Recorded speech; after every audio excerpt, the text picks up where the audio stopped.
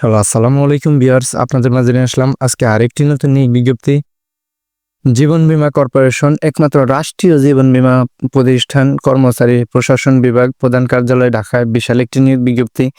তো আজকের এই ভিডিওতে আমি আলোচনা করব কোন পদে শিক্ষাগত যোগ্যতা কি লাগে, বয়স কত থেকে কত লাগে, আরো অন্যান্য শর্তাদি। বিস্তারিত ভিডিওটি না টেনে ধৈর্য সহকারে দেখুন।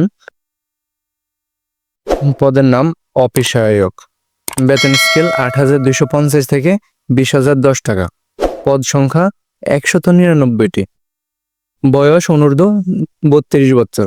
শিক্ষাগত যোগ্যতা অষ্টম শ্রেণী পাস। অর্থাৎ আপনি অফিস সহায়ক পদে আবেদন করতে হলে অষ্টম শ্রেণী পাশে আপনি আবেদন করতে পারবেন। পদ সংখ্যা আছে ১৯৯টি। অফিস সহকারী কাম কম্পিউটার মুদ্রাক্ষরিক। বেতন গ্রেড ৯,৩০০ থেকে ২২,৪৯০ টাকা। পদ সংখ্যা ১৬৫টি। বয়স অনূর্ধ্ব ৩২ বছর। শিক্ষাগত যোগ্যতা কোনো স্বীকৃতি বোর্ড হতে উচ্চ মাধ্যমিক সার্টিফিকেট বা এইচএসসি পাস, কম্পিউটার প্রশিক্ষণপ্রাপ্ত এবং কম্পিউটার মুদ্রাক্ষরণের প্রতি মিনিটে বাংলায় ২০ শব্দ এবং ইংরেজিতে ২৮ শব্দের গতি।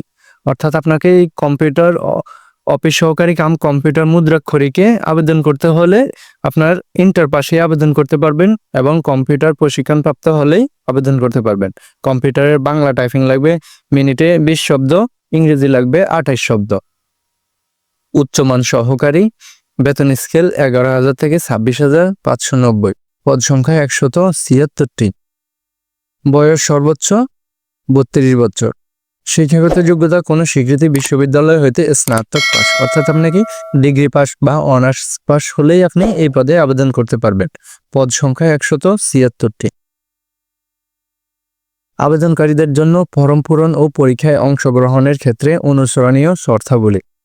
আগ্রহী প্রার্থীকে অবশ্যই এই ওয়েবসাইটের মাধ্যমে নির্ধারিত আবেদনপত্র পূরণ করবেন। অনলাইনে রেজিস্ট্রেশন ও জমাদান কার্যক্রম সম্পন্ন করতে হবে এবং নিয়োগ বিজ্ঞপ্তির শর্তাবলী ও প্রদত্ত নির্দেশিকা মোতাবেক ফরম পূরণ করে আবেদন করতে হবে। অসম্পূর্ণ ভুল তথ্য সম্বলিত আবেদন কোনো প্রকার গ্রহণযোগ্য বা যোগাযোগ ব্যতিরেকেই বাতিল করা হবে। অর্থাৎ আপনি যাই করেন না কেন আপনি সঠিকভাবে এবং সম্পূর্ণ সঠিকভাবে করতে হবে, অন্যথায় আপনার আবেদনপত্র বাতিল বলে গণ্য হবে।